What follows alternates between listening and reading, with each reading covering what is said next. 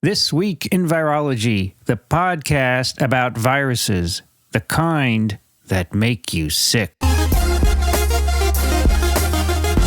From Microbe TV, this is TWiV, This Week in Virology, episode 836, recorded on November 30th, 2021.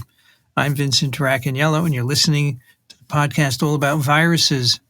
Joining me today from Ann Arbor, Michigan, Kathy Spindler. Hi, everybody. Here we have had some weather. We had some serious weather storm warning overnight, but it only ended up being about 2 inches of snow. But we also had 3 inches of snow on Sunday morning. And now it's probably all melting in 39 degrees Fahrenheit, 7 Celsius. Also joining us from Western Massachusetts, Alan Dove. Good to be here. And while we have technically had weather, it's not been nearly as interesting as Kathy's. It's just overcast, cloudy, 37 Fahrenheit, 3 Celsius. Little wind out of the southwest. It's supposed to be nice tomorrow, too, and then maybe get a little snotty on Wednesday night. So I guess slow-moving system. And from Madison, New Jersey, Brianne Barker. Hi, great to see you all. It is 36 Fahrenheit, 2 Celsius here. Pretty gray, and it's been snowing on and off all day. I had an exciting morning. I woke up to walk the dogs, and they were barking like crazy. And I saw on our chain link fences, deer was hanging by one leg. Oh. You know, sometimes they jump over and they catch their leg. Oh, no. I thought it was dead, so I told my wife, I'll take care of it this weekend. So she looked, she says, not dead, it's moving. So I went out. Sure enough, its eyes were open. It was looking at me. So it was somehow caught in one of the wires that holds the chain link together. So I just cut it, and she ran off. Isn't that cool? Wow. Oh, wow. She was limping a little because I think her leg was up for a couple of hours, you know, so it was probably asleep. Asleep. Yeah. But she walked off and fell, and then she got up and fell, and then she stayed up and then ran off. So I felt that was a good accomplishment this morning. Ooh, Check yourself thoroughly for ticks. Because my neighbor years ago had a deer impale itself on her fence, which had spikes, you know. Oh. And she had to call the police to shoot it because it was just the fence was right through it. So this was a good ending. I felt good because I really thought it was dead, and it's good that no predators came and ate it while she was hanging there, right? Right, because you've got a real deer shortage there in New Jersey. Yes. No, I know, because then I have to move a carcass away. Yes, it's half gutted, right? Yes. Which I've done before. In one year, there was a deer on the front that had been hit by a car, and I had to move it. If it's not on the road, they won't take it. If it's a little bit on your property, it's your problem. So move it. And the next morning when I went out, it was half gutted, so I still had to move it. But I'm used to animal guts, so anyway. Hoping that nobody's grossed out by that. Instead of the weather, you get that today. You're listening to a biology podcast. If you're grossed out by That's that, right. You really need to pick something else. I have other animal stories I'll tell you another time. Throughout November, December, and January, well, this is the last day of November. How about that? Did that go quickly? Mm-hmm. Yeah. Yeah. All donations made to Parasites Without Borders will be matched and given back to Microbe TV. So you can go over to parasiteswithoutborders.com and click the donate button. They are a 501c3, and so your donations are federal U.S. tax deductible. Microbe TV is now a 501c3, and I understand that your donations since I applied for the now, Kathy, tell me if this is right, because you're an expert on nonprofits. Since I filed the application are tax deductible for donors. Is that true? By the time I got into this position, ASV had long been established as a 501c3, like back in 1981. And we do have a lawyer who specializes in nonprofits, and we could ask her, but she would charge money. Yes. For the answer. Yes. We will let our so a listener wrote and said that they you can deduct it since the day I filed, which was April 14th, 2021. Oh. And I think the person said they work in nonprofits and in the legal aspect of it. So go back and double check that. But we might have it. You might have enough information. Anyway, for sure, now all your donations, if you're donating through Patreon or PayPal, they're tax deductible, and we encourage you to donate more now. In fact, until the end of, today is Giving Tuesday. Yeah. Did you know that? Give from now until the end of the year, if you donate $1,000 or more to Microbe TV, I will send you an autographed copy of Principles of Virology, 5th edition, and I'll inscribe it with whatever you want. If you want me to write, "You're the greatest virologist who ever lived," I'm happy to do that. And Kathy has a PSA. Yeah, so another ASV town hall has been scheduled, one for December 6th at 7 Eastern. And then in addition, there's the one on December 9th at 8 p.m. Eastern, 7 Central. That one is specifically focused on pregnancy and COVID-19 vaccines. So to sign up for these, go to asv.org/education. We're going to talk about the variant. Kathy, how do you pronounce it? Okay, so Omicron is the first pronunciation in most of the dictionaries I looked at. Omicron is the second pronunciation, and then there's at least a third pronunciation. And the way that Biden said it with an N in it, Omicron. Omicron. Omicron. That's what he said. Omicron. That's wrong. I think that's probably a villain in some superhero movie. Yeah, I think so too. Right.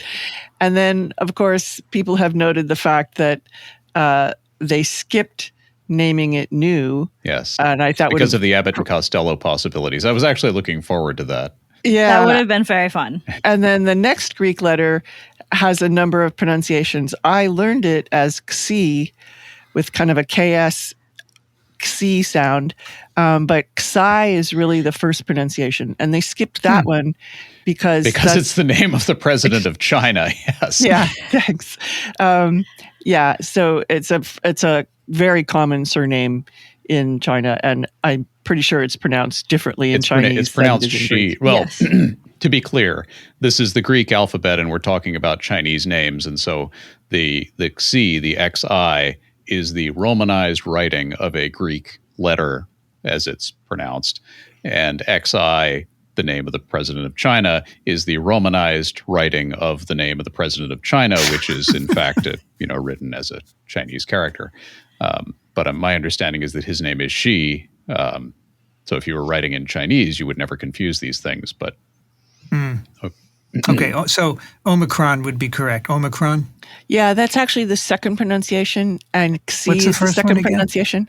Omicron. Omicron. But it also differs between British English and American English. So whichever one you're comfortable with, just say it. Don't think about it too much. I've been using Omicron for years when it wasn't in this context. Yeah, I learned Omicron. Me too.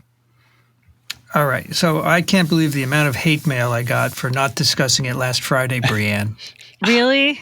It's very depressing. I mean, it had barely. I think I'd heard about it for like 12 hours by the time I was aware then. of its existence, and that's about it. I know. Give us a break, people. Yeah, it was declared as a variant of concern on the 26th on Friday.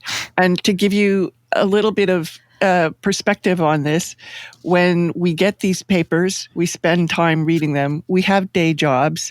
And then if we don't go through every single link in the show notes, we get hate mail about that. So, yeah, we do these as fast as we can and the best that we can. And this is not a breaking news show. If you're here for up to the minute updates on the latest evolution of the virus, then you have come to the wrong place, and you need to go. No, it's not news at all. I mean, we do 2 hours is not a news show, right? So no, and the release schedule is not minute to minute. We have a discussion about virological issues, and in the case of Omicron, we wanted to get some data before we said anything about it. Which would be a good thing for a lot of people to do, I think, before they talk about it. Yes, I agree. I really would not have been prepared to talk about it at all on Friday. I had not learned much. Today, I learned the fun fact that apparently those who do not think that COVID is a thing think that Omicron is a tell in that because you can rearrange the letters to moronic. Oh, I learned that a couple hours ago. Wow. You can't make this stuff up. Wow. Shocked. So an emergence of something like this shows the real character of med Twitter, as it's called. People that just go on and speculating left and right, and that gets lay people upset because they don't know what's going on. So I think you just need to lay off the social media when Yes. this happens. All right, so we will talk about it. Omicron. There is a very good summary of the changes in this virus. We'll discuss where it came from in a moment on covariants.org. And there's a page, so you can click on each variant name on the front page. It gives you 3 different names, the original 20 some letter, remember those? 20A, Yes. 20I, then the 1.1.5 whatever, 1.1, B1.1.529, and Omicron. And then you will come to the page which tells you all you want to know about the variant. And it's one of 5 variants of concern. So the WHO lost no time in declaring this a variant of concern after Alpha, Beta, Gamma, Delta, and Omicron. And it appears to have arisen in November 2021, possibly in South Africa. There is at the bottom of that page, there is a chart showing the distribution per country, and it is pretty much blank. For all the other variants, you can find lots of curves for many countries. But this one went up since yesterday, I noticed. Now, South Africa, it's frequency of 0.67, so I guess 67% of the sequences in this period, and which is, the 15th November to the 22nd of November, are this variant, and then 0.11 fraction in Botswana. It's also been isolated from other countries as well because it's most likely gone many places already because it arose a while ago. The horse has left the barn, and I know we're going to get to travel restrictions in a moment, but just remember that. The variant is already in many places as we speak, including places that are trying to repel people from other places. You're not going to stop it. The horse is out of the barn. Yeah, and I wanted to add on that I think that there's also some to be said, whether here or later, about whether this actually, we can say for sure this came from Where South did it Africa. come from? Yes. No idea. I think that there are many pieces of evidence that say, or at least could support ideas other than South Africa. Yeah. Well, in fact, that's the case for all of the variants. We don't know really where they arose. We just know where they were first detected. Right. Mm-hmm. So I think that's the safe thing to say. But here they say appears to have arisen possibly in South Africa. I would just say it was first detected there. Right? And my understanding was that the first detection was in the Gauteng province in South Africa, which is where Johannesburg and Pretoria is.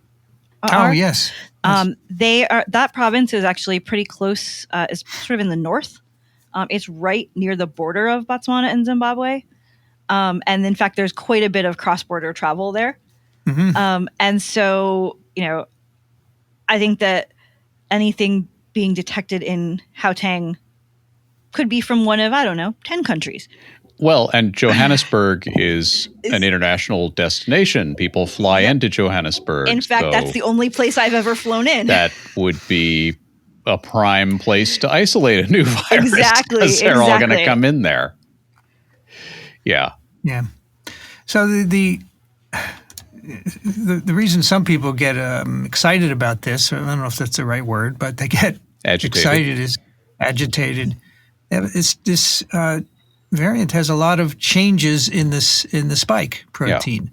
34 amino acid changes, 14 in common with other variants, and 21 unique changes. And so 21 unique changes means we don't know what they're going to do in terms of any phenotype you can think of. Now, in terms of origination of a variant like this, do we think that this arose in a single patient who was maybe having a long, protracted infection because of immune issues or something? Or do we think that this was a multi-step process and we just haven't seen the intermediates yet? So you remember, I don't know if you were on the TWiV, we talked about the PLOS pathogen paper where they selected SARS-CoV-2 resistant to remdesivir by passaging. And they said, hey, why don't we sequence spike and see what happened? And it turns out all of these changes in spike that are in the other variants arose spontaneously in cell culture without any selection. Yeah. So I think all bets are off as to whether it's actually immune pressure that's selecting for these. And I don't know, it may have arisen by passage in multiple people. Who knows, right? I just don't know. You could speculate all you want. I know Christian Anderson thinks it came from an animal.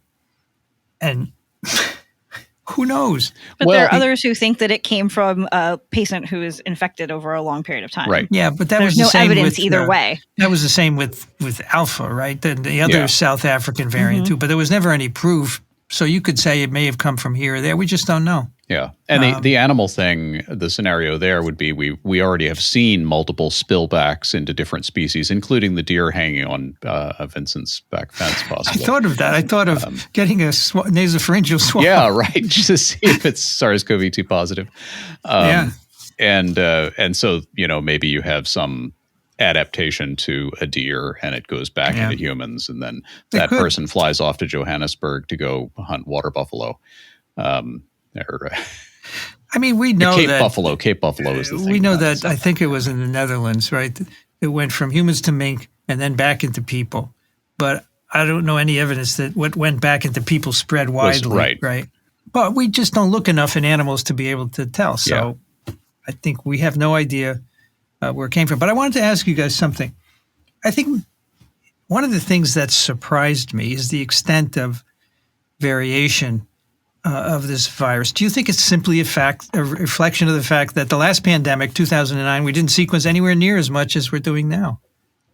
Is that part of it? I think that's got to be at least part of it.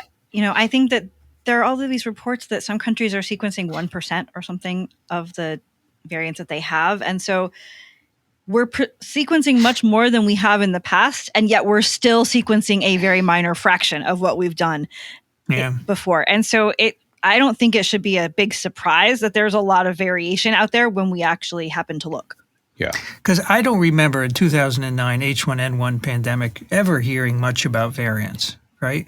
Well, maybe because we didn't sequence as much? It's also, it's a different virus, and people kind of felt like they understood flu and how flu, so this is a new strain of flu. We know how this process goes. We've seen this movie before, and so we don't really need to delve into all the sequence changes at the detailed level. We know, what's going on, but that doesn't mean that we shouldn't have been sequencing. It no. It just means the money wasn't there, probably. Right. In the intervening 12 years, we also have a lot of technology for high throughput sequencing. And kind of whole new fields that have come from this, sort of the evolutionary genomics or whatever other terms you want to give it. And part of the reason why this was likely identified in South Africa is because of the extent of the particular scientist who was doing lots of sequencing there. Mm-hmm. And I don't have their name up on my screen. Maybe one of you does, but they deserve real kudos for doing this work. They deserve to still be able to get their lab supplies. Yeah, and not so the have all their flights canceled. Right. The person who many people are talking about is Tulio de Oliveira. That's it. Though, there are many people who were involved in the sequencing, and they should A, be getting credit, and B, they should be able to get reagents and do the work to do right now. Yeah, and this is really, we might as well go into this part now. It's a disaster that South Africa is now being punished for what we want people to be doing, which is monitoring for these. They picked this up. They did the right thing, and they reported it. It makes me wonder if maybe the next time somebody in a national health lab somewhere is sequencing and says, "Oh, new variant," maybe we'll kind of slow roll the announcement on this. Because what hasn't been directly said here is that shutting down traffic to and from South Africa has blocked them from getting important reagents. Yes. And as Tulio, I think it was, who said it in a tweet, said something like, what you really should be doing is extensive testing pre and post flight and let the flights go on. Because Alan said, this is already out there. And it's not, getting them reagents to continue sequencing is certainly a major issue and has a direct impact on their ability to continue to do this sort of thing. But on top of that, there's the massive economic hit, right? I mean, I don't know what the main tourist season is, but we were kind of ramping up to, I guess, South Africa. It's getting to be summer there, or it is summer there. Yeah, so it's summer there. So in the past, I have actually gone right after Christmas and spent New Year's and part of January there. Okay. And it is very much a sort of the main holiday time also for travel there, because it's the middle of the summer and the holidays, and it's just a lovely time to be at the beach. Yeah. So it's a really nice time to be there. This is a tough hit for their tourism industry. And the reason that cargo flights wouldn't be delivering reagents, of course, is that airlines are reluctant to send crews into places that they can't get them back out of, quite simply. So FedEx is not going to be shipping stuff there very readily because those flight crews will then be stuck in South Africa. Anyway, in terms of amino acid changes, there's actually a nice link on covariance where you could see it's called list of shared mutations. They're actually amino acid changes, but they have a table with all the variants on top and Omicron in the middle. And there's a switch where you can toggle from position to commonness. And you can see it shares spike changes with alpha, beta, gamma, delta, kappa, all of them. It has some of the famous ones like E484A, N501Y, which both of which we'll hear about in our paper. And then it has many that are not in any of the other variants as well. And as I said, we have no idea what these are going to do. Right. And that's just spike. Then there are changes in ORF1A and the nucleocapsid protein. And the ORF1A is a precursor protein made from the left end of the genome. And, I think there are parts of the replicase complex, if I'm not mistaken, ORF1A, and other proteins as well, proteases and so forth. And so we really don't know what these changes are doing. And you'll see today, we are just starting to get some phenotypic analysis of changes in variants. It takes time, and it will be a while before we know what these mean. And I know that, public health requires quick action, but in my estimation, the action would be to get vaccinated. Yeah. That is likely to take care of you. I'm sure once Sete and Crotty go through the T-cell epitopes, they will find that few of those have changed.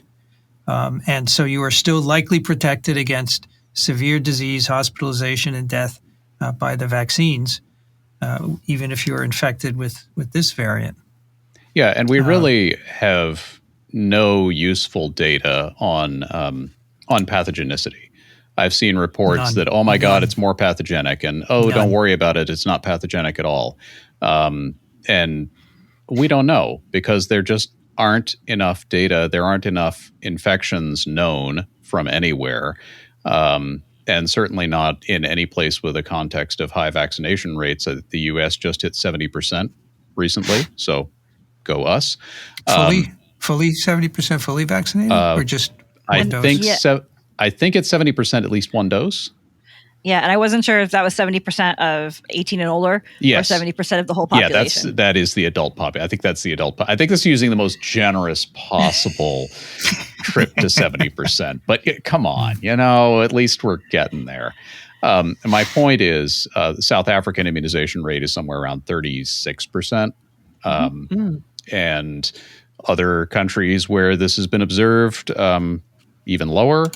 So we have no idea what this is going to do in an even moderately vaccinated population. We don't even really know what its pathogenicity is in an unvaccinated population because we don't have enough infection and outcome data from, say, South Africa to make those conclusions.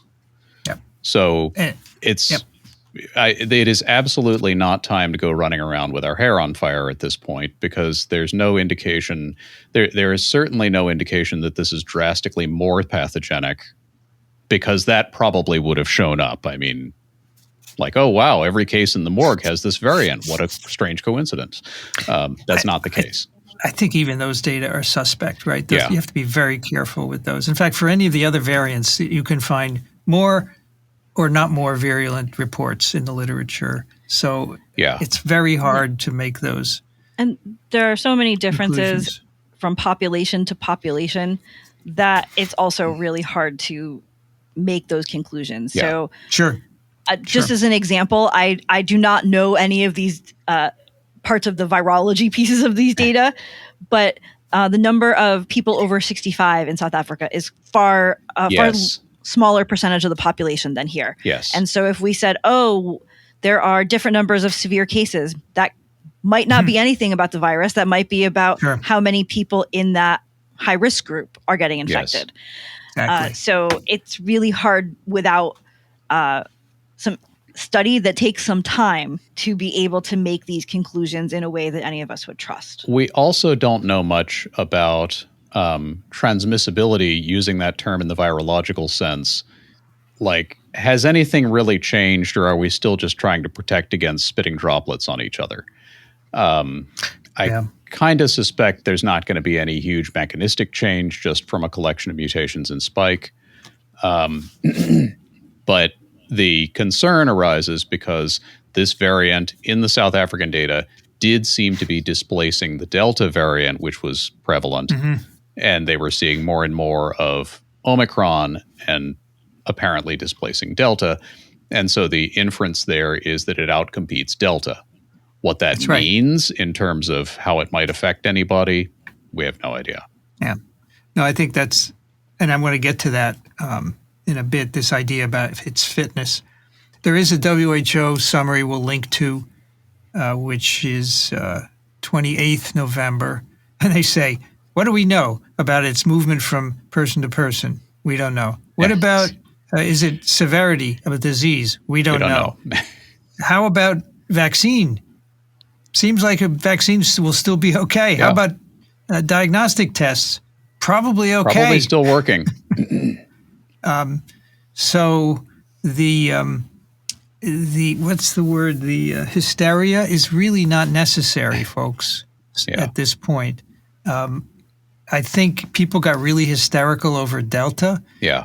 And I'm here. Are you guys there physically? Yeah. I am not being. I have not gone max headroom on you. Yeah. So does this number of mutations in other genes, does that exceed what was seen in other variants? So, we talked about the 34 or so in spike, but are there more in N, ORF1A, 1B, 9B, et cetera, than in the other variants? Or that's a good question. So there are 1, 2, 3, 4, 5, 6 in N, a lot in 1A, couple in 1B. Then we have ORF9B, E, and 3 in M. Yeah. I don't know. Let's take a look, actually. Can we look at another Delta variant and see what Delta's it has? Got 3 in ORF1B, 1 in M, 3 in N, 1 is kind of scattered around. There's not really any Delta seems to have slightly fewer. And those are defining mutations in Delta. Delta has fewer, I guess, But the Omicron may not have defining changes yet. Right. And Delta may have more genes hit. But I have to say, if you look at that page, shared mutations of Omicron with others, there are more other spike changes and spike changes for sure. But you asked about the others. They don't list that in the table. I'm sorry. Yeah. But on the other page where you look at the bottom half and it's other mutations, it kind of does show that there seem to be more overall than the other variants, lambda and beta and alpha. They're more spike, right? But I don't see. No, I'm looking at the. Where are you looking? You scroll down. Right. Oh, you're right. I am still looking at spike. Yeah, that table is just spike, unfortunately. Okay. But if you do click on Delta and you see defining changes in the right, there seem to be fewer in the other, in the spike and the other proteins. So, this has more overall, but I don't know what that means. And I don't think anyone can know. No. Now, one more thing I want to talk about. So I had a frantic messaging session with Theodora Hatziano on Friday. Was freaking out about this. She said, "Oh my God, it's our polymutant." Yes. So I dug into this, and this was they did a TWiV 796 with us, where they had made a spike gene and put it in a VSV backbone. Okay, so a pseudovirus, where they combine a lot of spike changes based on changes both in the N-terminal domain of spike and the receptor binding domain, where they selected variants resistant to convalescent plasma or monoclonal antibodies, or that have occurred in people.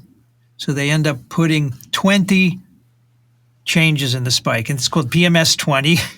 Can I just make one comment? Yes. Because I feel like I've already seen this online and I can just imagine it taking off. Yikes. They made these 20 changes in spike and then they put this in another virus, VSV. Yes. While there are similarities to Omicron, this is not a virus that then escaped or anything like that.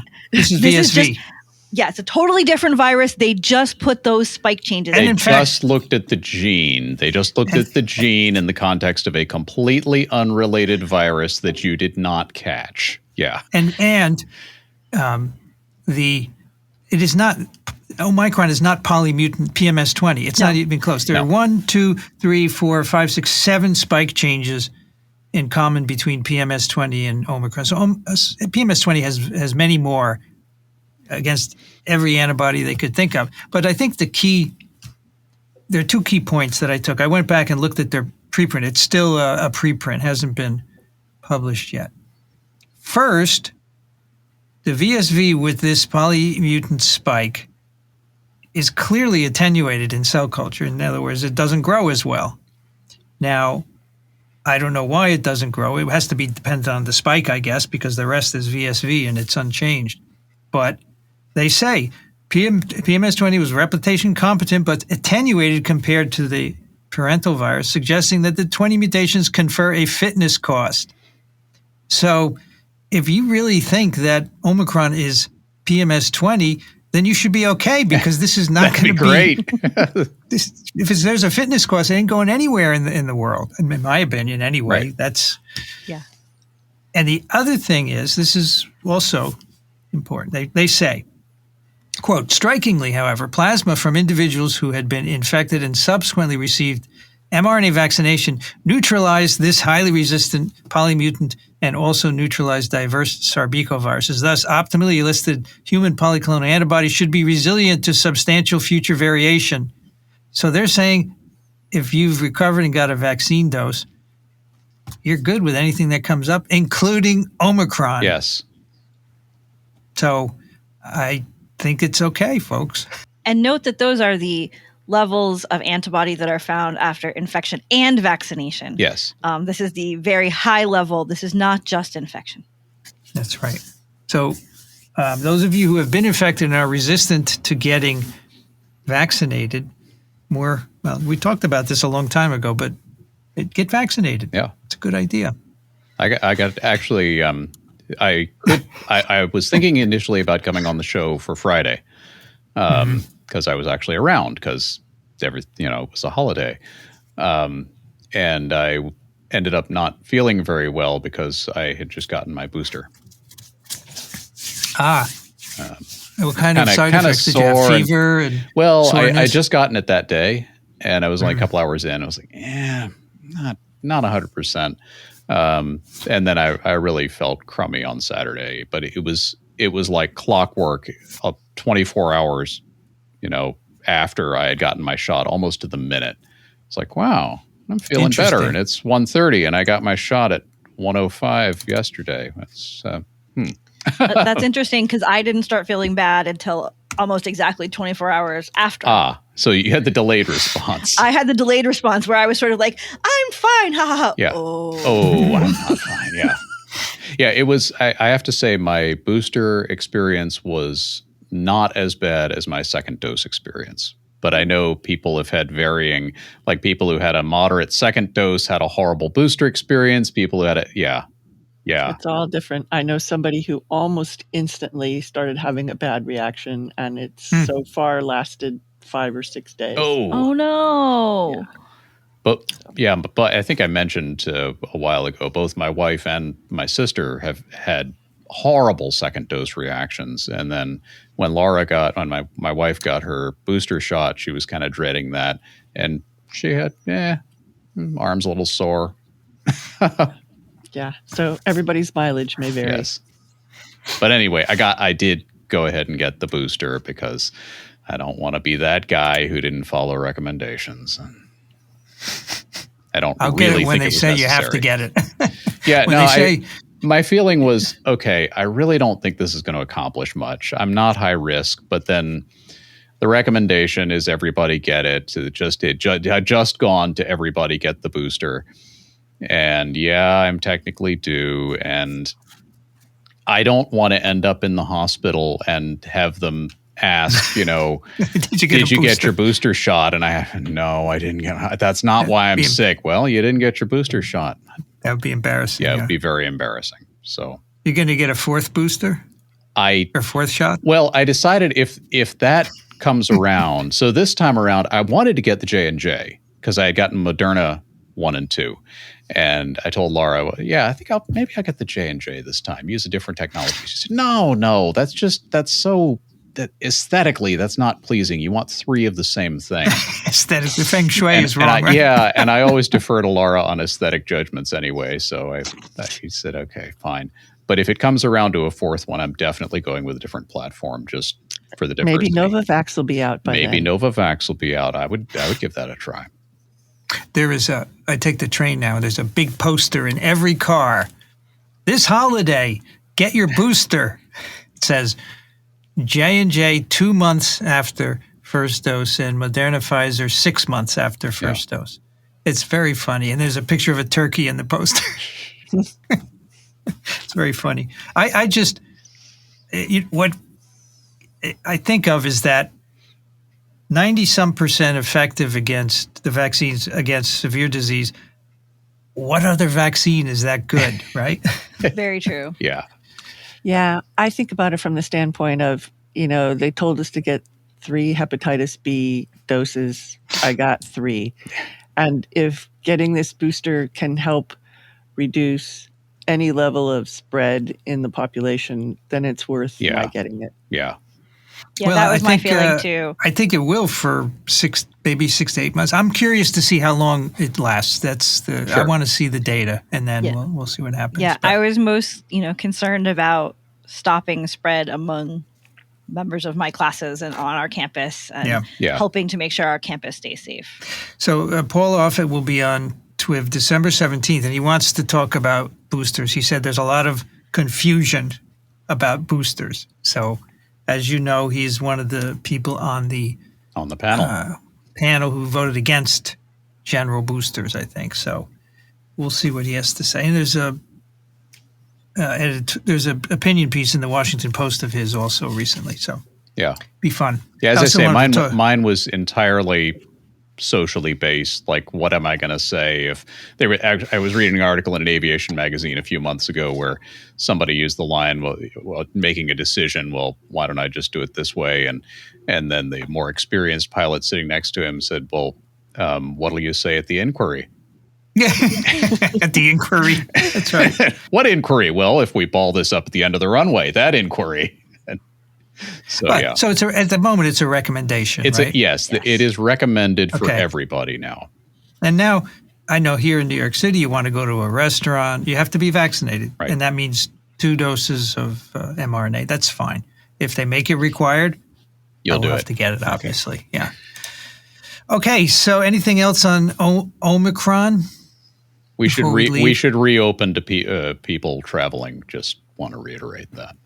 We should calm down. We should. I like that. We should not do this travel business. We know that it's already too late. I don't know why this keeps happening. Other countries have reported isolations, right? Belgium, Italy, Israel, Canada. And Canada is especially funny because they have cases now, right? Yes. Wasn't there just Ottawa reported a couple Ottawa. And if they've been detected, you know that there are many more people out there who have it. So. I want to see if these numbers continue to rise elsewhere, who's getting infected. Is it unvaccinated people? Is Yes. it vaccinated? What's the percentage and so forth? Because that'll give us a hint at what's going on. And right? I'm caring less and less about cases and more about outcomes. Yeah. Which is really annoying because all the current reporting is still case counts. Case counts are rising. Case counts have come down a little bit. I don't care about case counts anymore. Tell me what's happening to these people. Are they getting really sick? Are they going to the hospital? Yes, Are they yes. dying? Yeah. Yes. Yeah. A couple of weeks ago, Daniel said, we're now up to 4,000 cases a day here in New York. And a year ago, there were 450 hospitalizations a day. Now there are 30. So that's what matters, Yeah. right? That the vaccines are doing that. All right. Now, we have a paper in the EMBO Journal, which is one of many coming up that will look at changes in variants of concern and ask, what do they do in cells and culture in the lab? And can we learn about the behavior in people from these experiments? And the bottom line is it's really hard. Yes. But just doing the work is informative. You're going to learn a lot. So this is a paper, SARS-CoV-2 alpha, beta, and delta variants display enhanced spike-mediated Syncytia formation. And we have a complex set of author things here. We have a first author, Maran Michael Raja. Then we have 3 co-second authors, Matthew Hubert, Elodie Bishop, and Nell Saunders. And then we have 2 corresponding authors, Julien Buchreiser and Olivier Schwartz. Did I get that right, Kathy? I think so. Okay. And they are And this from a wide Where is it range of from? institutions. Is everybody in France? Looks like they're I think all in France. It's all in France. Right. All right. So Syncytia is what we call cells that fuse when, they could fuse for a variety of reasons, but in virus infection, typically there's a viral spike protein on the surface of one cell and it interacts with a receptor on a neighboring cell and it catalyzes fusion. And so we've talked about the finding of Syncytia. So certainly the spike of SARS-CoV-2 is fusogenic. And I think we did a paper a while ago which showed that in the lungs of patients who died of severe disease, you can see Syncytia. If you take the cells out and look at them under a microscope, you can see fused cells. And how do you know they're Syncytia? They're big cells with a lot of nuclei in them, right? Yeah. So what's the role of Syncytia in pathogenesis? That's the question. Yes. We don't know. As they say, the impact on pathogenesis is debated. We don't know what it means. And we In will fact, not after be we settling did- that debate today. No, we're not settling it today. But I remember after we did that paper on TWiV, Susan Weiss emailed me and said, I don't believe a word of it. So, but, debate is good in science as long as we can disagree without being disagreeable. Right. What they say, it may contribute to viral replication and spread, immune evasion, and tissue damage. Yeah. I think the easiest one for me to envision is tissue damage. That's because right. if you're That's right. fusing a bunch of cells, they're not going to function as if they were individual cells, and that could mess things up. Yeah. Well, and I can imagine the immune evasion part Yes. easily, because if you don't have virus outside of cells, then some of your immune defenses are going to be less useful. Yeah. Yeah. And in fact, Now- some viruses seem to capitalize on that. But so clinically, you see these Syncytia in patients who have bad COVID-19, and we don't know if that's cause or effect or what. Yep. Now, a few words on Syncytia formation. This is very characteristic of, say, measles virus infection. In fact, you can look in the mouth of a kid who you think may have measles, and there are these little white specks. They're called Koplik spots. And if you look at them under a microscope, there's a Syncytia. But the measles glycoprotein is inserted into the plasma membrane of a cell, and then the virus particles bud from the plasma membrane. And so if that cell is adjacent to another one, the spike will bind a receptor and it will catalyze the 2 cells to fuse. But SARS-CoV-2 coronaviruses, the spike is inserted into the ER. It traffics to the ER Golgi, and then the RNA nucleocapsid buds into that compartment, and that's where the viruses are formed. So where does the spike come from at the cell surface that would cause this? Well, it turns out, and they say, while the majority of S is in the ER, sometimes it leaks. Motifs within its cytoplasmic tail allow for leakage from the Golgi to the plasma membrane. So nothing's perfect in biology. A little bit of the spike goes up there where it's not going to participate in virus particle formation, I would guess, because that's all happening in the ER Golgi intermediate compartment. So there is potential for this to cause syncytia, in case you were wondering, in case you knew all about the intracellular budding. Yes. And if you want an example of a virus that's well known for doing this sort of thing in the lungs, respiratory syncytial virus would be my it's even choice. part of the name, yes, isn't it? I think they even called it that. It's right.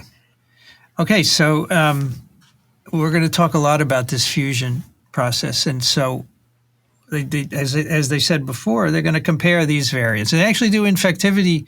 They take real virus, a SARS-CoV-2, not a pseudotype, and infect cells and see what happens. And the first thing they do is growth curves. You know, this is the bread and butter of virology, which is it's hard to find for SARS-CoV-2 because you need a BSL-3 in which to do these. But they infect a couple of cell lines initially. And these are all, so KCO is an intestinal epithelial cell line. KLU is an intestinal respiratory cell line, cancer cell line. And then, of course, the Vero cells, which are from kidneys of vervet monkeys. And they have alpha, beta, and they have D614G, which is the ancestor of all the variants. It came after the original SARS-CoV-2. Remember, D614G got fixed in all of the isolates subsequently. And they use a low multiplicity of infection, and they'll do growth curves. They don't actually measure virus by black assay, unfortunately. It's so sad. They actually stain for spike in the cytoplasm, right? And I can imagine that might not be the same as infectious virus, right? Well, it isn't by definition, right? But that's what they do. I'm sorry, but they replicate similarly in these different cell lines. And there's some minor differences, but I wouldn't make a big deal of any of them. Any other? Do you think that any of these differences are substantial? No, and they also do this in primary human airway epithelial cells, and it still doesn't really look terribly different. Not much of it. The only one is, the D614G in the airway epithelial seems slightly lower at the initial 48-hour time point than the other two variants, but I don't think that it's not much. If you made a case that meant something, though, but it would be hard to believe. So for the airway epithelial cells, they actually are measuring infectious virus release. And the other three cell lines, the right column, they're measuring virus release by viral RNA by PCR. That's right. TCID50 per mil, yeah. So one of them, the HAEC. The primary it's cells. Both, yeah. Yeah, and still it's the same result as the PCR. There's not much difference, right? Right. So I don't think these variants do anything different in cell cultures. And so it's hard because they do different things in people. So what are you going to do? I don't know. This just means, at least in these models, that growth rate is not going to be a major difference. It's not the defining factor. It's not the defining factor. Maybe something else is going on. Maybe they're not. The primary human cells should be the right cells to look at. Yes, those should be the right cells to look at. So I would say this says that they're not. Anyway, bulk growth is not different. Yeah. Right. So now all the phenotypes we're going to look at, some of which are different, they don't matter for growth in these cell lines. So as I said, this is a tough one because you need to do these experiments, but you're not always going to find answers in the end. So they conclude alpha and beta replicate similarly to the ancestral D614 gene, a panel of human cell lines and primary cells with some slight differences. Okay. And then they look at syncytia formation in cells infected with these variants. Right. They have, just getting back to this for a moment, the replication rate, the growth curve, the amount of virus you get out. Okay, so that's not different. But were we really expecting that to be the mechanism for a variant's success? You have to look, right? Right. Because you may remember we did a paper like this on Delta some time ago, and they found accelerated reproduction in cells and culture, right? Which is not the same as this. No, that's a different result. And you see that a lot in the cell culture studies, and often it's because they use different cells or something else was different about it. It's very hard to compare these. But I did appreciate that they at least started there and said, okay, we're going to show how it grows in our hands. If you found a tenfold difference with, say, Delta, then you got an answer. Then you could say, oh, this might be it, but you could never say this is it. No, right? But you've got a very interesting piece of information there. Yes. So this is just showing they looked and they didn't see anything striking. So that's why I think this paper is instructive, because it demonstrates the limitations of experimental science, right? Experimental virology, at least. And I wanted to mention, I forgot to do this at the start. So they say in the introduction, individual amino acid changes in the spike affect viral fitness, right? That's how we see one variant displacing another. And so what they're trying to do in this paper is say, do any of these things we're looking at affect fitness, or could explain the difference in fitness in people, right? That's the key here. Sort of like, are any of these things the mechanism for the difference in fitness, or at least giving us a hint towards? Yeah. I think in that, I'm not sure if this was done, but a competition growth curve would be very instructive, right? Yes. That wasn't done here. Okay, so now they look at syncytia formation. They have a cute assay where they have, so green fluorescent protein is a protein that fluoresces green when you shine UV light on it. They split it in half so that the two halves of the protein are not fluorescent on their own, and they put it in two different cells. And if the cells fuse, then you will get fluorescence. It's called a GFP split complementation It's system. like those Ziploc bags. The red stripe and the blue stripe give you the purple green, stripe. Except that this, you don't have a red stripe or a blue stripe. You just have nothing, and then you have green. So you can infect these cells and then ask, do you get green cells? And you can quantify the amount of green cells. You can see the size of them and the number of them. And conclusion, the data look good. Alpha and beta variant, they've only looked at alpha, beta, and D614G so far. We're going to look at delta later. Alpha and beta variants appear more fusogenic than D614G. In these cells, they use Vero cells and U2OS, which are osteosarcoma cells.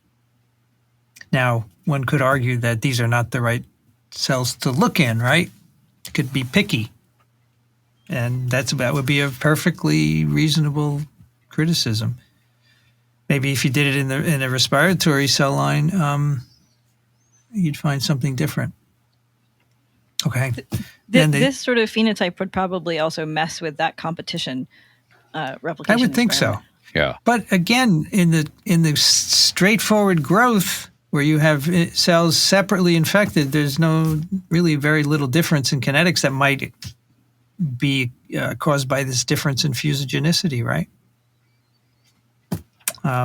So even though they're more fusogenic, I don't know if that means anything, at least in terms of replication. Maybe it does in terms of disease, but I just don't know.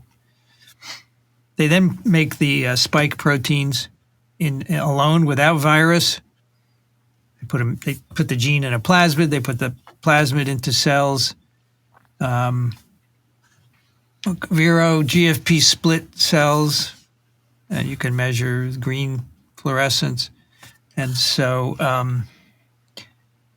the S proteins of alpha and beta form more syncytia than D614G, which is thankfully consistent with the, yes. the infection results, right? Mm-hmm. Because if it were different, that would be a problem. Okay, so far we have a couple of variants, alpha and beta, that are more syncytial than the ancestral. Then they say, okay, so one of the interferon-induced proteins are called IFITs, interferon-induced transmembrane proteins, and there are a number of them. And these inhibit fusion. And one of them is very cool. It sticks in the membrane and makes it hard for it to move during fusion. It makes it rigid. A very cool effect. And so it's known that, so these are induced by interferon. And so they actually do an experiment where they treat cells with interferon beta 1. They say infect with the variants, and they find that all three viruses, 614, alpha, and beta, are all inhibited similarly by interferon. So then they look at IFITs specifically. These figures. They asked if we produce IFITs, what's the effect on these different variant? And they noticed that even though alpha and beta make more syncytia, their S proteins are similarly sensitive to the IFIT. So that doesn't make them more resistant. So if you're thinking about a disease correlation there with interferon-induced proteins, probably not.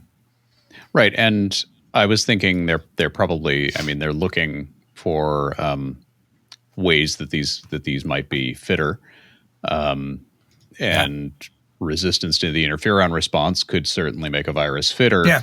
So they're looking for that and not seeing it.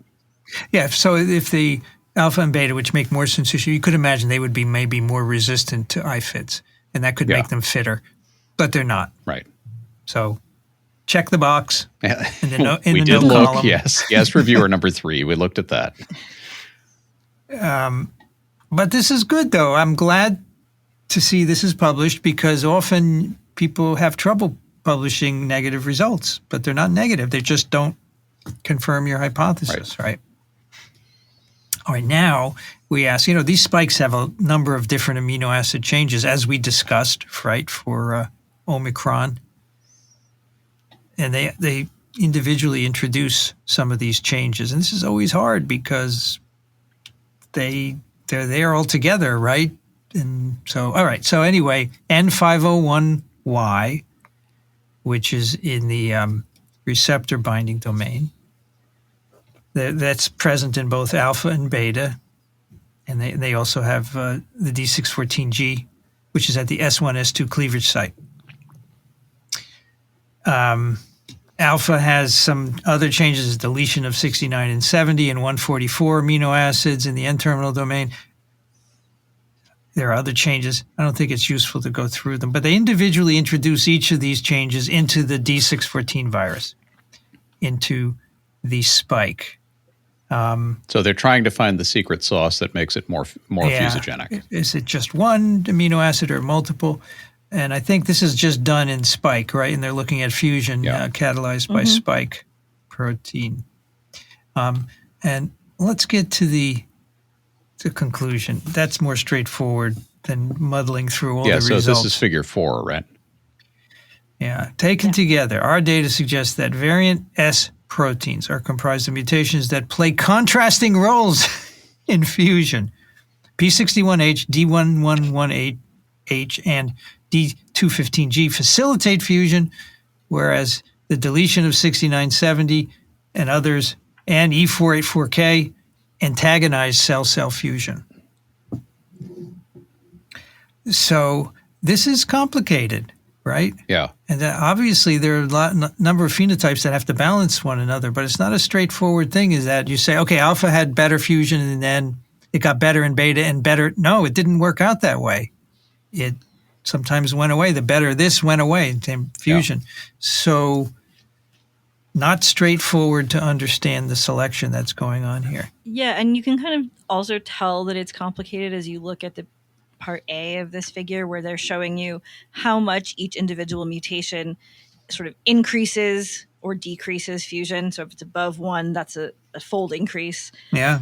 So the one that's at 2, that means it was 2.5 times better. Or the ones that are below 1 are sort of reduced. Both alpha and beta seemed to have this syncytium ability, the syncytium forming ability. Yes. But if you look at the individual mutations that are associated with alpha or beta, you don't see the same kind of patterns. Yeah. It's not, if you showed me this first and then asked me, I would say, oh, alpha would definitely be better. Yeah. At inducing syncytia. But it's not that easy to actually look at the sort of how this all comes together in a protein. I think that you have to look at the virus in its entirety, essentially, in the spike. And you can't do this because it doesn't.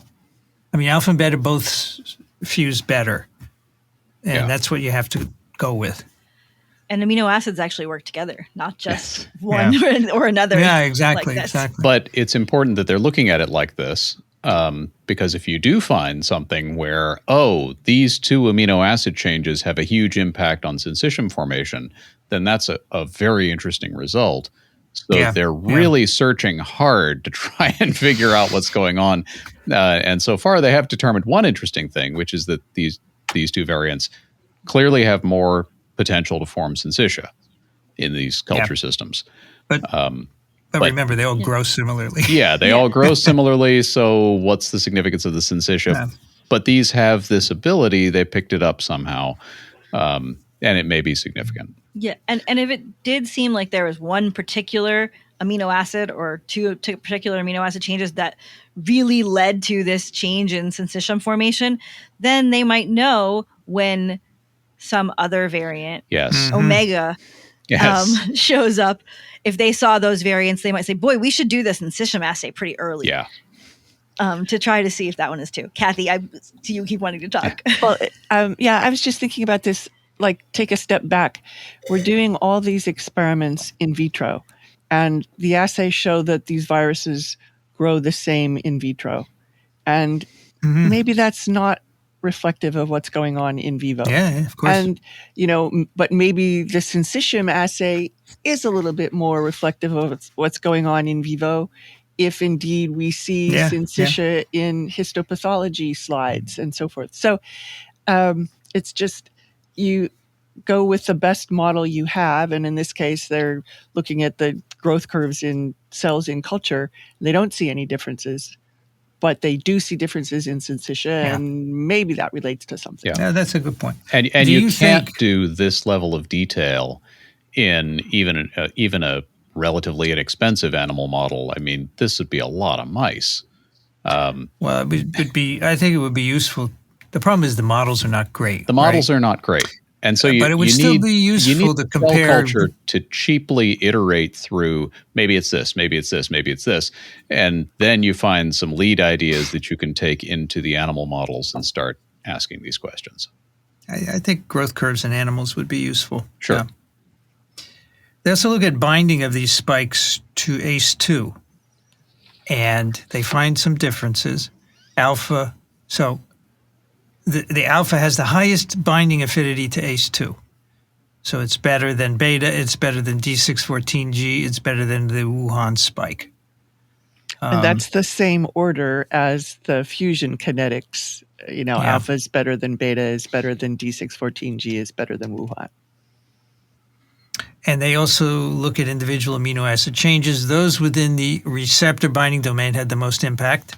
Well, that's why it's called the receptor binding domain, not the N-terminal domain. N501Y, which is in both alpha and beta, decreases binding to ACE2. So, and some others decrease or increase. So this brings up, the point.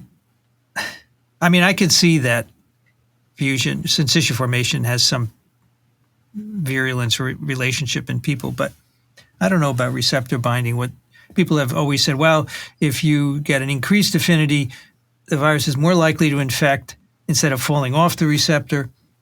But if it's decreased, it might also be good because maybe it gets the spike comes.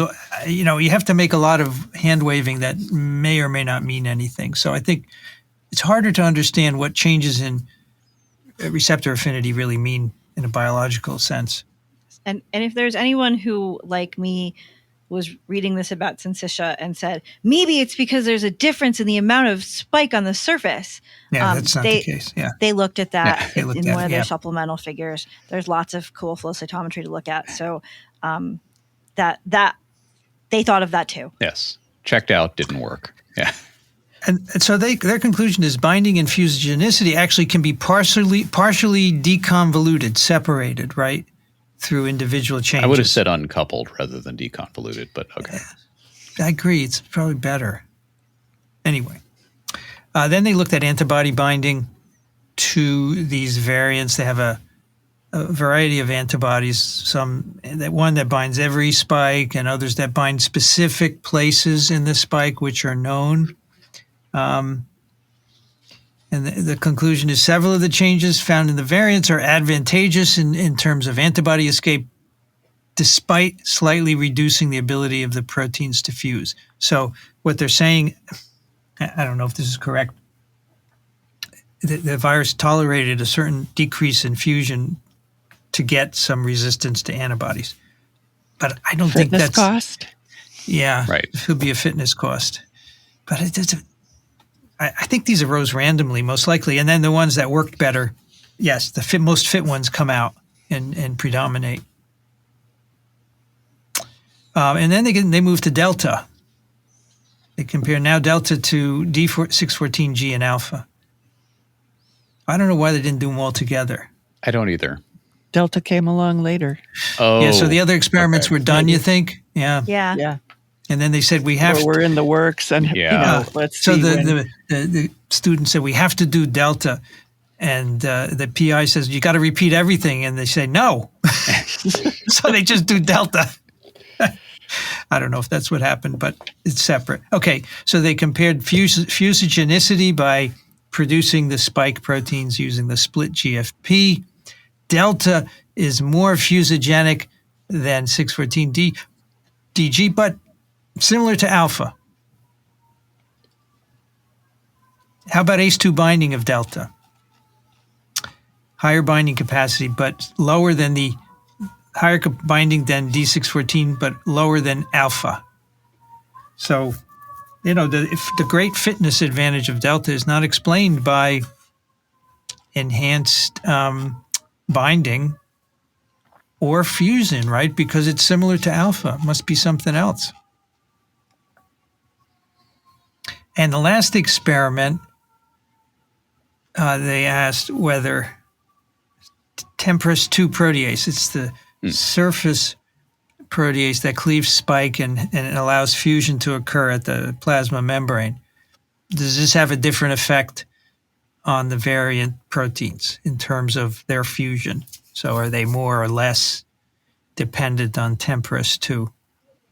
And the answer is no. They're all TMPRSS doesn't affect them differentially in terms of fusion. And they also do it without TMPRSS, and it's the fusion of all three is the same, all the different variant spikes. And so that was something else that had to be done also. All right, so that's the work, and you can see it's hard to figure out why these variants are more fit. And what they say in the first paragraph is in the discussion is really great. The replication and cytopathic effects of the variants are under intense scrutiny with contrasting results. Yes. For example, there is no major difference in the replication of alpha and D614G in some reports, where in others they suggest that alpha may outcompete D614G. Some studies propose that N501Y may provide a replication advantage, whereas others suggested that it's deleterious. Why is this? They say, well, maybe the use of different experimental systems, viruses, multiplicity of infections, cell types, to which you would say, how do we ever get progress? Right? It's like a Tower of Babel. Babel. Yes. I don't know the answer, the solution to that. It's really a good. If you get divergent results in different labs, if you think it's important, you should sort it out. You should standardize it. Yes. Yeah. Which means getting scientists to agree on something. So if We you all know how are easy using a that different system, then you have to say, okay, we're going to try your system. Right. And you're going to try our system. And that doesn't always happen. Yeah. So you've heard most of the results. I think that's the most important issue, that we're getting different results in different laboratories. And they conclude by saying the virological and immunological features of Delta, which explain its higher transmissibility rate compared to Alpha and other variants, remains an outstanding question. I would say, which explain its higher fitness, which could be transmission or could be something else, hasn't been sorted out. Yeah, it's hard. And I think that's a fair conclusion. But I thought, as I said, that you would learn something from the approach and also see how hard it is, because these are the experiments that have to be done, but it's not a slam dunk. Yeah. Okay. There's also another fusion paper, which I didn't pick. I don't remember Kathy, why. you're muted. I figured it out. Sorry. Yeah. Go ahead. Another paper, Vincent. Go ahead. There is another fusion paper in Nature, also similar results, but they also looked at in an animal model. So we may look at it another time.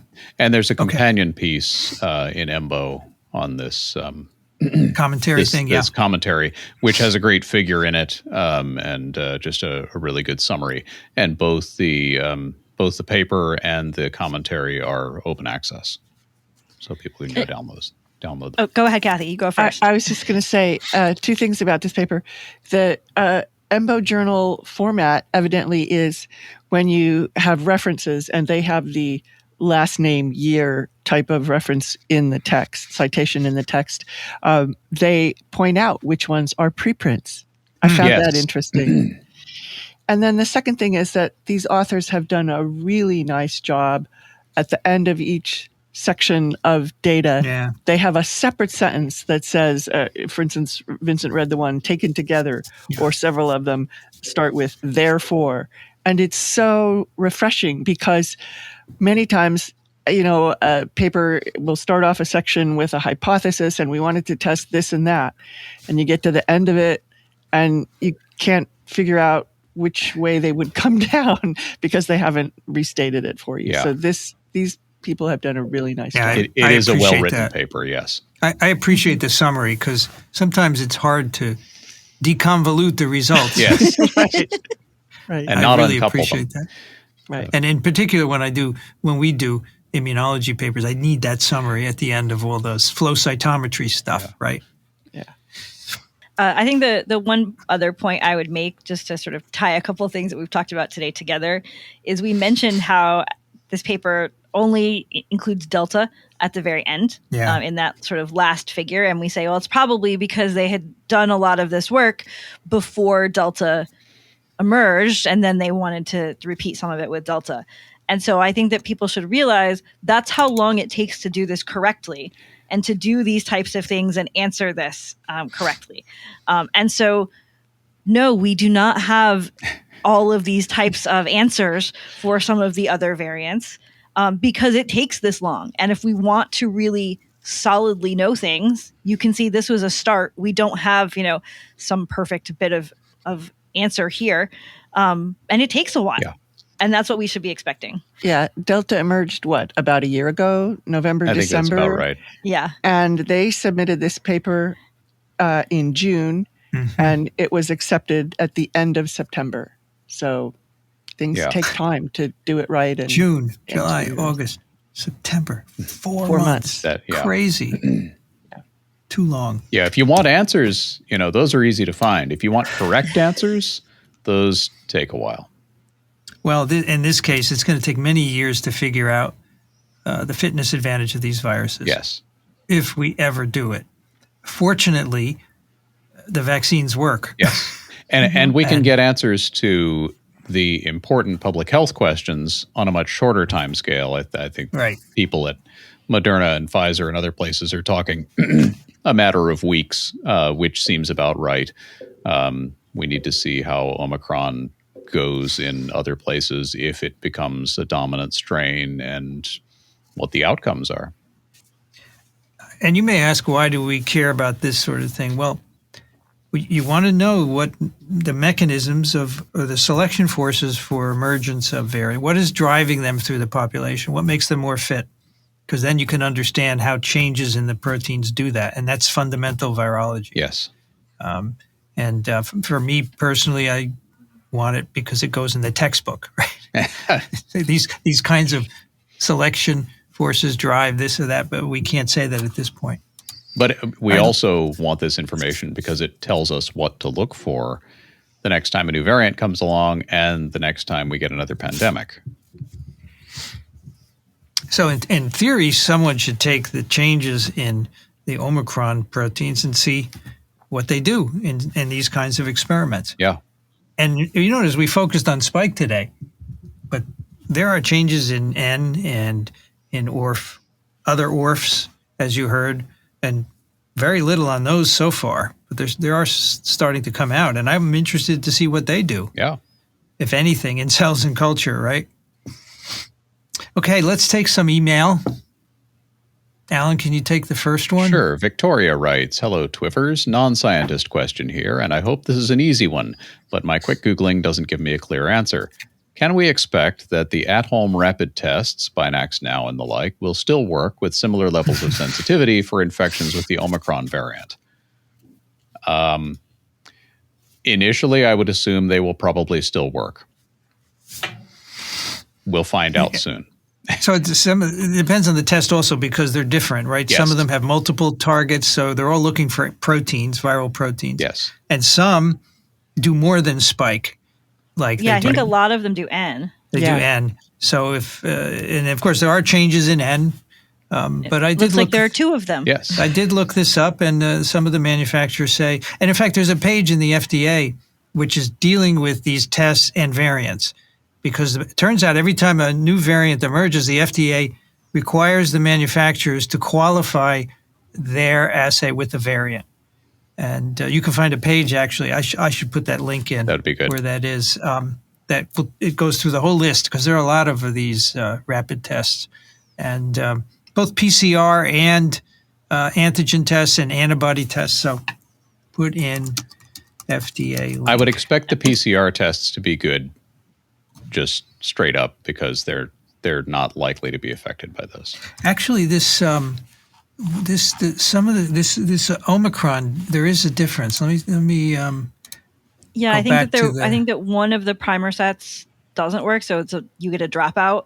Yes, right. You get a dropout. Right. Yeah. The test still tells you whether or not you have whether or not you got SARS-CoV-2, but it does not. So and in fact, Delta had that same thing. There was a dropout and they have in to some of the remake PCR it. tests. So they say the 6970 deletion in this variant, which is present in others, causes the SS spike assay within the TAC path test to give a negative result, which can provide a useful proxy for the variant. Yeah.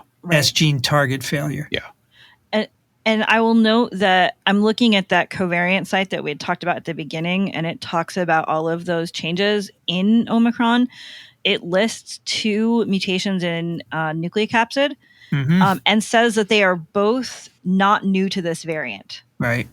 Yep. And so we probably already know if those influence Binax Now or other tests. And given that we haven't heard about it, my guess is that they don't. Right. Okay. Brianne, can you take the next one? Sure. Tyler writes, hey, TWiV. First, I want to thank you for taking my last question. I did not think about final rights and whatnot. It makes sense that there would be no difference in whether they are asked to be part of a study. I have 2 questions. First, I wonder about the type of antibody vaccines encourage the body to begin making. If I remember correctly, as the infection progresses, helper T cells encourage B cells to switch antibody types to match the type of infection. Does giving the injection intramuscularly change the type of antibody produced by the B cells? Second, though more of a statement, I think another correlate of protection to disease could be the affinity of antibodies to their respective epitopes. During somatic hypermutation, the binding affinity should increase. This isn't a very realistic test for each person, but how informative could the binding affinity data be? Maybe this could be a test vaccine makers would need to pass to get authorization. Thanks, as always, Tyler. So this second one about changes in binding affinity, You're right, the binding affinity should increase, but I'm not entirely sure that we would expect to see the same affinity in each person and the same change in each person. So I'm not completely sure how we would actually use this test to see what we would be expecting in all of our patients or something like that. So you're right that about the general fact or the general theory, but I'm not sure how you would actually use that. In terms of giving the injection intramuscularly and whether it changes the type of antibody produced by the B cells, my understanding is that an intramuscular injection tends to push T cells towards a Th1 type of phenotype, and Th1 cells tend to help B cells make certain types of IgG antibodies as opposed to others. And so in that way, giving the injection intramuscularly influences the T cells, and the T cells influence the type of antibodies. So I believe that would be correct, although it is not direct on the B cells. You see, that's why I picked you to answer that question. Yes. Good job. Kathy. Jerry writes, Vincent et al. Thanks again for all the entire team to make the exploration of virology and science in general so engaging. For Anthony, Newton's laws of motion are great models, but they are not complete. Einstein updated them to take into account the Lorentz contraction approaching the speed of light. Einstein said that nothing travels faster than the speed of light, but entangled partner particles change instantaneously when one is perturbed, independent of the distance in between. And it goes on, which is the greatest thing about science. No need to ever feel like there is nothing left to explore and learn. So I don't remember Anthony's comment and Newton's laws of motion, but hopefully he's listening. Or maybe it had to do with models. I don't know. Yeah, maybe. Utility of models, and yeah, I'm maybe. not sure. And then he also writes, for Tyler, it is very standard in modern medicine to start discussing the possible death of a family member with those close as that time seems like it is coming close. It's not asking the family to think about the person as dead, but to soften the blow when it happens. Things like wishes and options for organ donation are on the list. I assume that's what was involved with the prior approval. My brain may be pedestrian, but it should make it to Harvard after I am no longer using it. Shameless plug for the Harvard Brain Tissue Resource Center. So evidently you can will your brain to Harvard if you want. So Tyler was the previous letter writer Yes. who had asked about that. Jeff writes, I think Dixon is confusing Gilda Radner with Lily Tomlin. The big chair was Lily Tomlin. And in my humble opinion, Lily Tomlin was a far better comedian than Gilda Radner, although demortuous they were both great. Are they both dead? I thought Lily was still alive. I thought so too. Yeah. I think she is. Let's look at her Wikipedia page. She's Wikipedia 82. is using the present tense. Yeah. Yeah, 82. Lily Tomlin's fantastic. I agree. Yeah. Amazing. I don't remember when he confused the two then. So I should have saved this for Dixon, but I thought, why not? I think that was on Friday. Do you remember what he was talking about? No, he was talking about Pee Wee Herman on Friday. Yeah, but he was talking about how Pee Wee Herman was great, and he mentioned, I remember the big chair coming up in that conversation. Okay, I missed that. Alan. Holly writes, good evening. First of all, thank you for your amazing podcast. I find this the most reliable source for all things COVID, but as a healthcare practitioner, I also really enjoy the older episodes pre-COVID era. My question is twofold. I had the Moderna vaccines in January and February 2021. I had the lymph node response with enlarged painful axillary and clavicular nodes that lasted a few days. Fast forward to August and September when I was bitten or stung, never saw the offending insect while outdoors. Both resulted in significant reactions with severe swelling, itching, redness, lymph enlargement, and an overall cellulitic appearance. Both required steroids to treat, and I was given an EpiPen just in case. This has never happened to me before, and I've talked to 2 other people who have had similar reactions to bites since vaccination. Perhaps it's coincidence, perhaps it was a murder hornet. In the research you have reviewed and personal clinical experience, is this a potential vaccine reaction? Yes, I reported it to VAERS. Second, given the above, do you think myself or others like me should have any reservation to getting a booster? I would like one, as I do see COVID patients as part of my job, and I'm a believer in the science, but feeling anxious given what I went through. I haven't gotten much feedback or advice from colleagues as they were unsure, and my personal physician, unfortunately, was not pro-vaccine, and, well, now I'm in between docs. Thank you for your time and consideration. Keep producing great content. Holly. If your personal physician was not pro-vaccine, then I understand why you're in between docs. I assume that was connected. I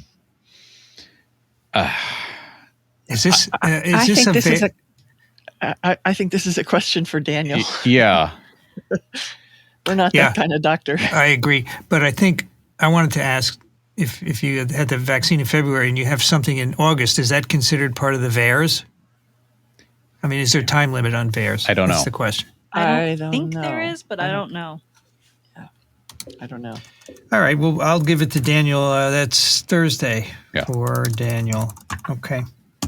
Don't know. Yeah, I have no idea. I've never heard of anything like that. No.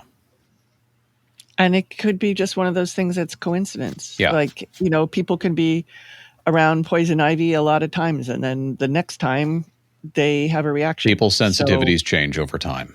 Yeah. Yeah, maybe it's just that. Okay, on to Daniel it goes. So, Brianne, you're next.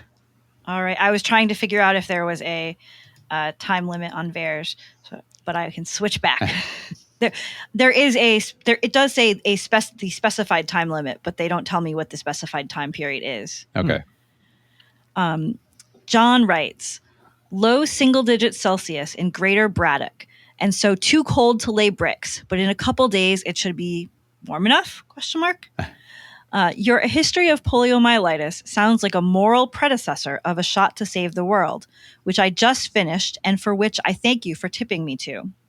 When you said that J.R. Paul's book was rare, I immediately went to my favorite used bookseller aggregator, Alibris, where I found that none were listed. It surely is rare.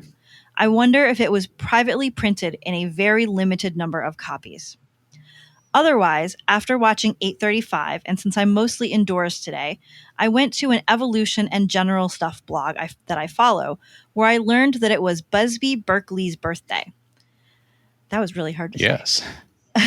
I knew who Busby was, but I didn't recall ever seeing a pic of him, and so went to his Wikipedia page, where I soon found myself in a minor rabbit hole that delivered me to the Department of Elliptical Intersections and my pic. It seemed like Busby Berkeley came out of retirement in 1969 to make this commercial for a popular over-the-counter cold remedy that I have never seen. And he gives a link and then says, all roads lead to coronaviruses. And so while we're here, also a question I've had, do all of the common cold coronaviruses also use ACE2 as their docking protein? I hate to call it a receptor since that makes it sound like that's its function. Best regards, John. I did not watch this link. I haven't watched it yet either. The Department of Elliptical Intersections. That's great. That's good. I don't think the book was a limited edition. But it was published by Yale University Press, so maybe they didn't print a lot of copies. But yes, it's hard to find. But I did find a couple over my career years, so you should be able to find it if you really want it. But I paid $140 for a copy, so it's not easy to get. One of the common cold coronas binds ACE2. Yeah. One does, but not all of them? Not all of them, yeah. Okay. I think two of them bind sialic acid, and I forget what the third one does. Have we all done 2 rounds? I forgot. Kathy, are you next? I think I'm next. Okay. Daniel writes, hi, I've been an on and off listener all of 2021. Sorry I couldn't keep up because, well, my wife and I have an 11.75-month-old baby infant. Both my wife and I are Moderna vaccinated since April and May of 2021, recently boosted as well. A recent study indicates that indicates strongly that IgG, vaccinated breastfeeding mothers, I guess, is present in breast milk, demonstrated to neutralize SARS-CoV-2 along with a mild to moderate decline in IgG over 3 months.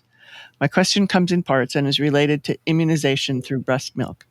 In general, is there an equilibrium in the production and transfer of antibodies from mother to baby? Meaning, does it ramp, plateau, then decline, or is it constant, then decline? I'm going to stop there and see if anybody knows the answer, because I don't. Let's see here. The production and transfer of antibodies. Right. Does it ramp up, plateau, and decline, or is it constant and then declines? That is definitely a Steph question. Yes, I was just thinking we need Steph on. I think that it is relatively stable, but I would definitely want to ask Steph. Yeah. The next question, any data showing if the freeze-thaw heat cycle of breast milk impacts the IgG concentration or in general to antibodies, what is expected? A very key question given that we have plenty of frozen breast milk that correlates with the 3-month window of IgG measured in the study. In a perfect world, this reserve would continue to provide IgG to the baby. No idea. For sure, freezing and thawing repeated times will break antibodies. We have that experience. So you probably want to make aliquots and just thaw them once to use them, right? Right. But that's probably what happened. When, it's probably serving size, yeah. Yeah. Then it's fine. If you're going to just thaw them once and use, then that's fine. It won't be any problem. It probably won't be too much loss. Might be a little, but better than nothing. 3, is the transfer of IgG expected to have an impact for an 11-month-old and beyond immune system? Does it take and learn to produce the spike protein? So, again, we're not sure. I'm not sure how long the length of passive immunity is. I have not ever thought it's as long as 11 months. We give the first round of most vaccine series earlier than that because we're expecting that passive immunity to have waned. Yeah, right. And so it should not really have an effect beyond that 11-month-old. No, there would be no producing of the spike protein in that baby. Basically, the baby would be naive at that point. Yeah, what the baby is getting is simply the IgG, and that's it. Not any way of making spike. This is why there are ongoing trials for 6-month and up vaccination. Mm-hmm. Mm-hmm. Right. Is it safe to say that this is a play to immunize baby as best as possible, given there are COVID-19 vaccines for less than 5 years old? There are no COVID vaccines, right? There are no. Yeah, It's a mistake. Yeah. Okay, got it. Okay. So, to the point that, as we just said, you can probably get passive immunization for up to 6 months, and that what I think the remaining trials are 6 months through 4 years, and we'll get those results sometime. Yeah, so. It's not permanent, as Kathy said. It's transient. Yeah. So it is passive immunization, but it's not like you're making your own antibodies, right? You're just you're getting them. Yeah. Now, that is a little bit of reassurance here, because I'm sure all these questions are if you've got a baby at home and you're worried about the baby, which is totally appropriate and natural. That is the lowest risk age group. So the baby is probably not going to be having a lot of trouble, and soon we hope to have a vaccine that would cover the situation anyway. And if everybody in the house is vaccinated, they're a lot less likely to spread the virus to the baby anyway. All right, one more from Josh. It's 2 degrees here. It's sunny in Metro Atlanta. I am just a graduate student in the MS Integrative Biology program at Kennesaw State University, but I have a question about future potential targets for the mRNA vaccines. In the beginning,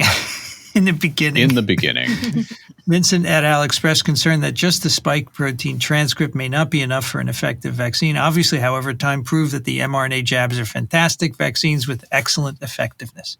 And yes, we were wrong. Yes. I didn't think it would work. Flash forward 20 months and 3/4 of the way through the Greek alphabet to Omicron with 30-something different amino acid changes on spike.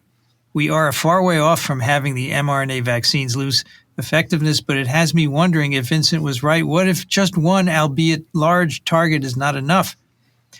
Of course, Moderna and Pfizer can simply change the transcript sequence to whatever current or future variant may arise, but this sounds like whack-a-mole. That's a good way to put it. My question is, what are y'all's thoughts on adding another transcript in with spike, such as the N protein or another? I'm not sure if this is a great idea because I study predatory bacteria, shout out to Myxococcus xanthus, and not viruses or human immune systems. Ew, eukaryotes. However, it seems to me that it would apply 2 selective pressures upon SARS-2 instead of just 1 and allow us to slow down immune escape. Thoughts? Thanks for everything you do. You all are awesome. I'm not sure that the immune pressure is what is selecting these. Well, maybe it is, but they arise certainly randomly. Maybe I just don't know. They arise in the absence of immune selection, and it could be that their fitness is in part due to their ability to evade some antibodies to a certain extent. Does that make sense, folks? Yeah. Mm-hmm.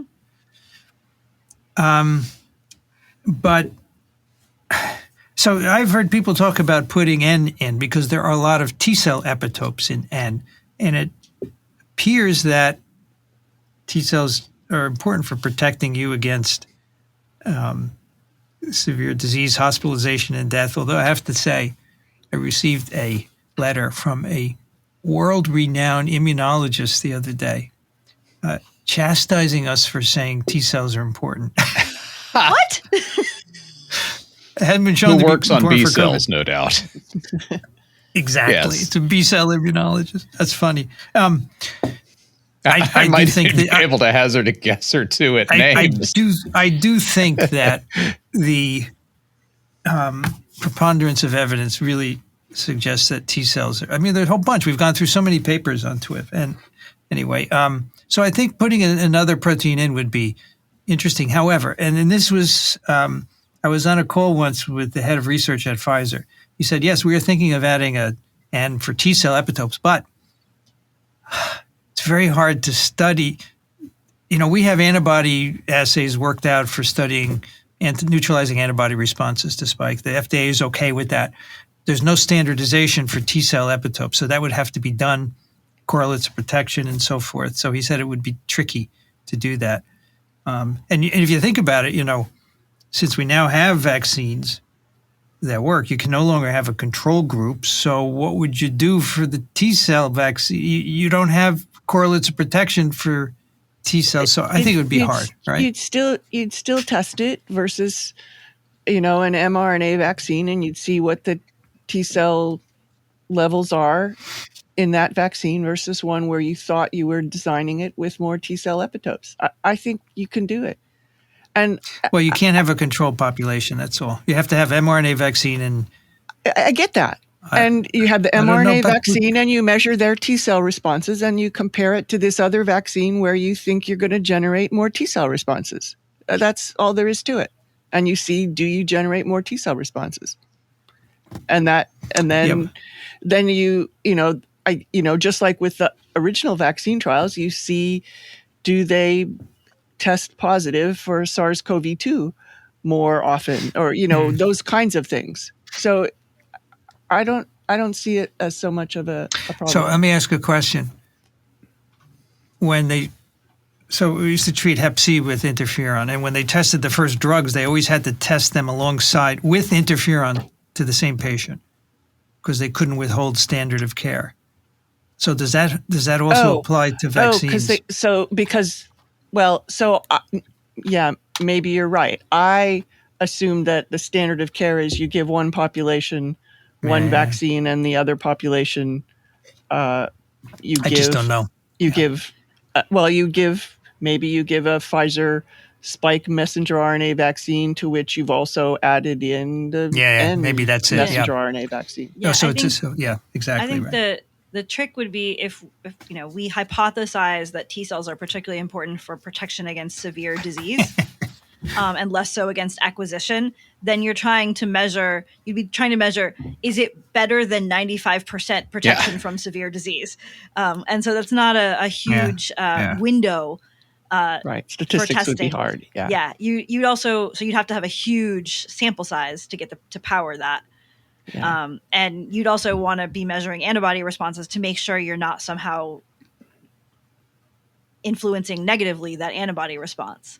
I have kind of a further back objection to this idea of kind of changing the underlying tactic of the vaccines. And as Brienne commented, you've got 95% efficacy against severe disease. We're kind of done.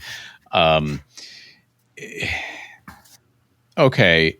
I don't really think that the end game of this pandemic is infinite vaccination forever, right? That's not how this goes. We have 4 other coronaviruses that are established in the human population that we can look to as examples. They have been circulating for a very, very long time. As we've said, you've all had them, and you continue to get them, and we continue to get variants of them that can come around and infect us again, despite our prior exposure and immunity to them. And we had a great paper that looked at historical serum specimens and showed what was going on there. I think that's where we need to get with SARS-CoV-2, and I think we are getting there to a point where the virus becomes the booster. So the future that I envision is that you've got a highly vaccinated population, and a new variant emerges, and it goes around and infects people who are vaccinated, and they don't go to the hospital or get very sick because they're vaccinated, and they get exposed to the virus and it replicates a little bit. And maybe some of them get colds and they get over it and then they forget about it, but their immunity has been boosted and now they're immune to the variant. That's the long-term plan for the vaccination. And I'm a huge fan of vaccines, but this is a virus that is going to be permanently in the human population, and we're just going to have to live with it.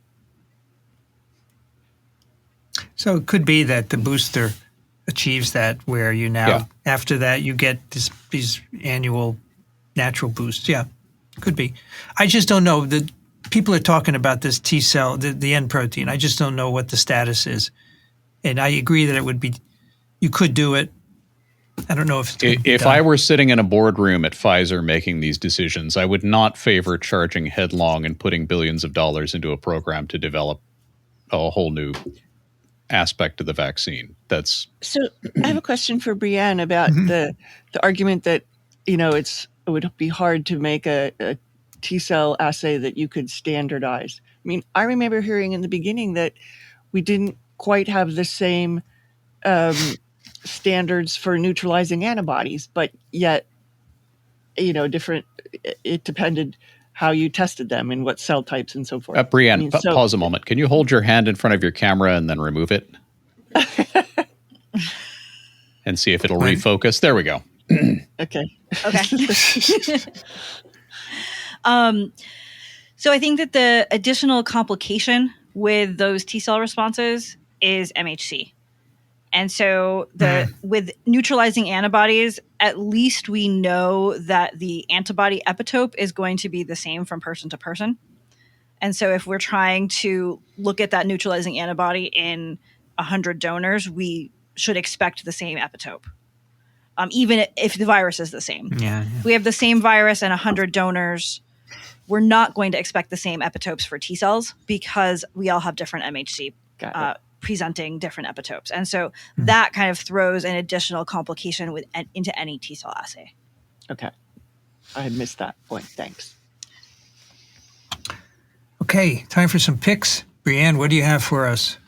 I have a book that I finally made it through, which is Immune. Sort of mentioned this before. It's called Immune, A Journey into the Mysterious System That Keeps You Alive. This is by the makers of Kyrgyzstan, which we have mentioned before, and Kathy will probably tell me that I pronounced that incorrectly. But this is a kind of layperson's guide to the immune system. It's pretty in depth. There's really a lot of things covered here. In fact, I was making me think about the order that they cover things and whether I should think about that for classes. It also has some lovely art, some lovely description of all of the immune system. So if you want to understand the immune system, it's great. Also, it's just really funny.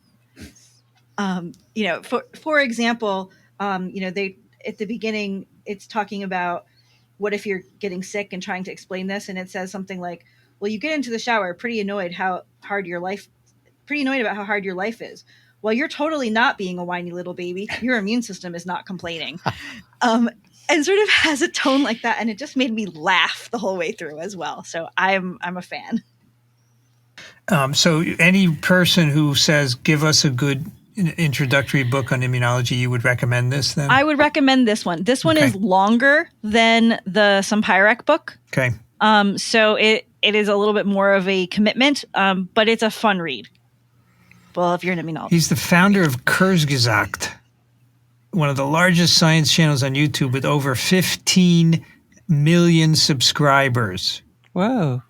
It's amazing because they do all science and they have the cute animations, which is really... Which are in the book.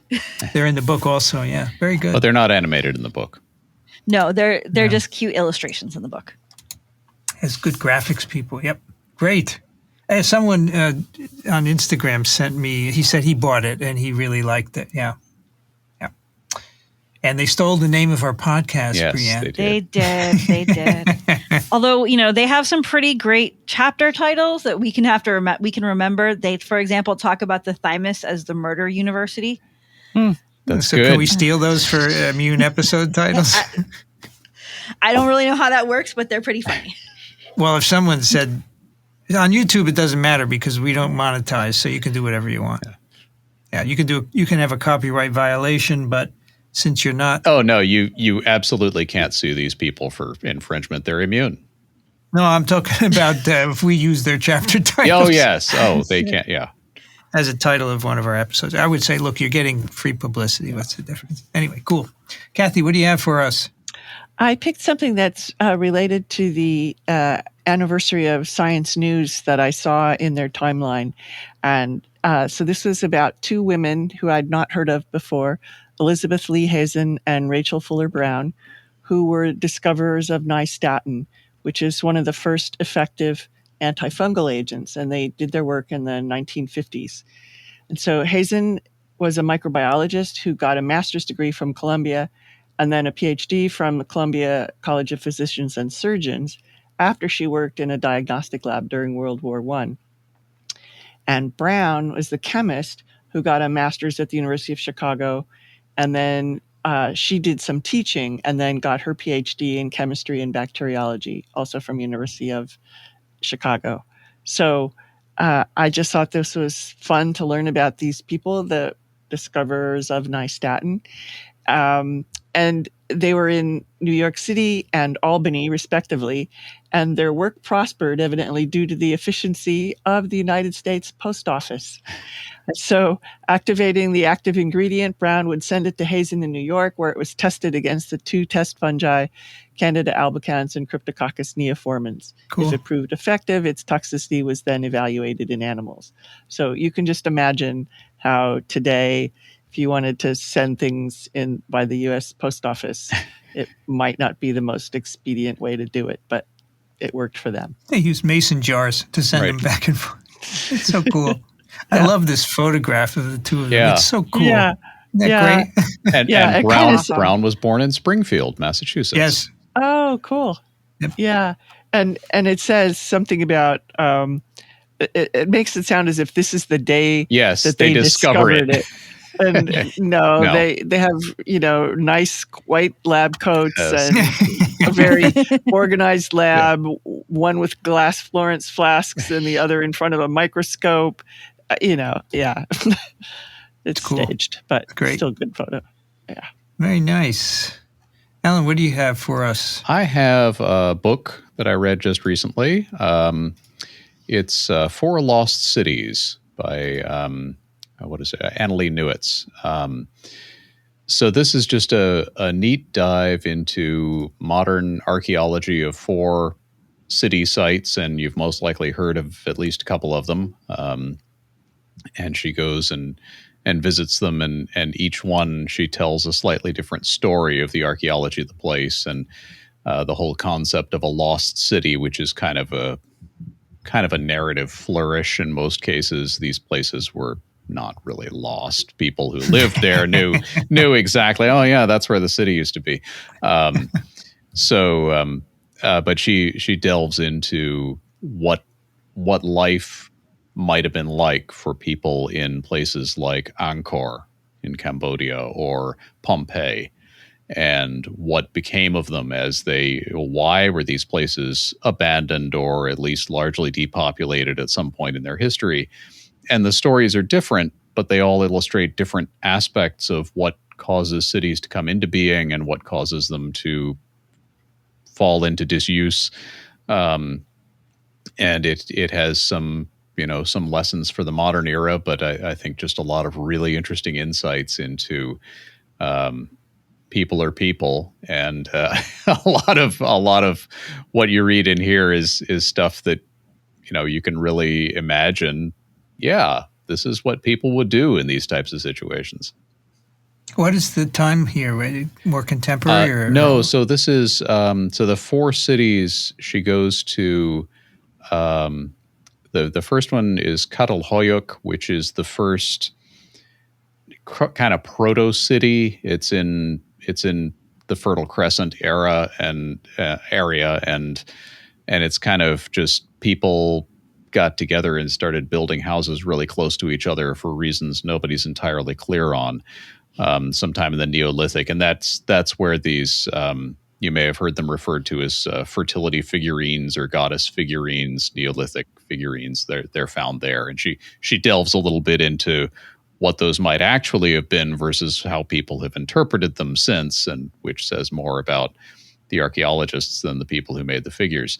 And then she goes to Pompeii and Angkor and Cahokia. Cahokia is actually right up in the Midwest. It's outside St. Louis, I think. It's a mound city. The mound builders of the Mississippi Valley built these cities, and this was the biggest of them. And she talks about what life would have been like there, and each place is different. The one aspect of the book that I thought was kind of missing is she doesn't really talk about infectious disease, which in some of these places, as I was reading about the hydrology of Angkor, which was this extraordinary, I mean, their civil engineers were amazing for their time period, and even by modern standards, they built these huge lakes and aqueducts and canals and such. And I'm thinking, okay, you're building all these lakes and aqueducts in the middle of a tropical jungle in Asia.